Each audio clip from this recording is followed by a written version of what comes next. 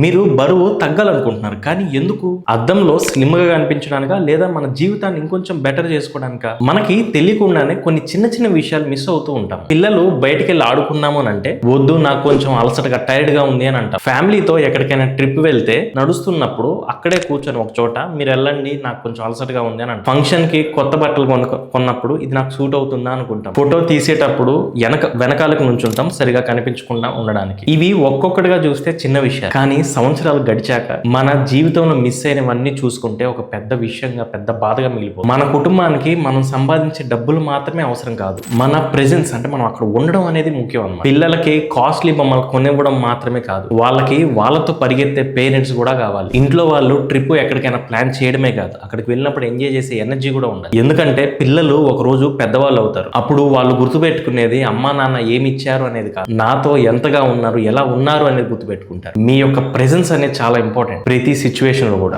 మరొక బాధాకరమైన పెయిన్ఫుల్ విషయం ఏంటంటే చాలా మంది బయటకి నార్మల్ గా కనిపిస్తారు, కానీ లోపల ప్రతి భోజనం తర్వాత బాధ, గిల్ట్, బరువు చూసుకున్న ప్రతిసారి డిసప్పాయింట్మెంట్, ప్రతి సోమవారం కొత్త ప్రామిస్ ఈ వారం బాగా చేస్తాను అని, కానీ ప్రతిసారి మళ్ళీ అదే సైకిల్లో తిరుగుతూ ఉంటుంది.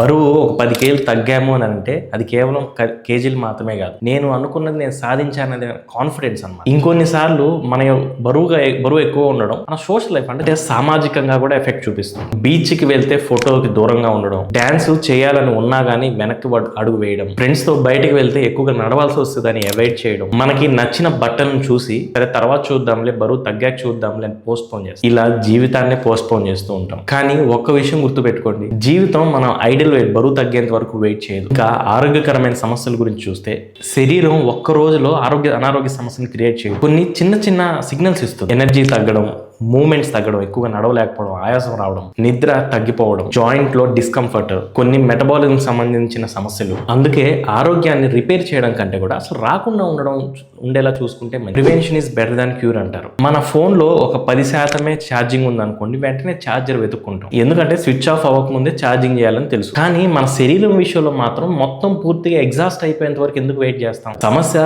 రాకముందే జాగ్రత్త పడాలి. అయితే అసలు బరువు సమాజం కోసం కాదు, ఎవరైనా కామెంట్స్ చేస్తారు కాబట్టి తగ్గడం కాదు, పాత బట్టలు మళ్ళీ ఫిట్ అవ్వాలని తగ్గడం కాదు, మన కోసం, మన భవిష్యత్తు కోసం, మన పిల్లలతో ఎనర్జీగా యాక్టివ్ గా వాళ్ళతో టైం స్పెండ్ చేయడం కోసం, మన పార్ట్నర్, భార్య లేదా భర్తతో మంచిగా జీవితాన్ని సాగించడానికి కోసం, ఆ క్వాలిటీ ఆఫ్ లైఫ్ కోసం, మన మీద మనకి కాన్ఫిడెన్స్ కోసం, మన ఆరోగ్యం కోసం, మన స్వతంత్రం కోసం. కాబట్టి ఈ రోజే ఈ పూట నుంచే, ఈ భోజనం నుంచే మొదలు పెట్టండి. ఫైనల్ గా చెప్పేది ఏంటంటే మీరు బరువు తగ్గాల్సింది చిన్నగా కనిపించడానికి కాదు, మీ ప్రపంచంలో పెద్దగా జీవించడానికి. Weight loss is not about losing kilos, it is about gaining life. మీకు గనుక ఈ వీడియో నచ్చితే లైఫ్ అని కామెంట్ చేయండి.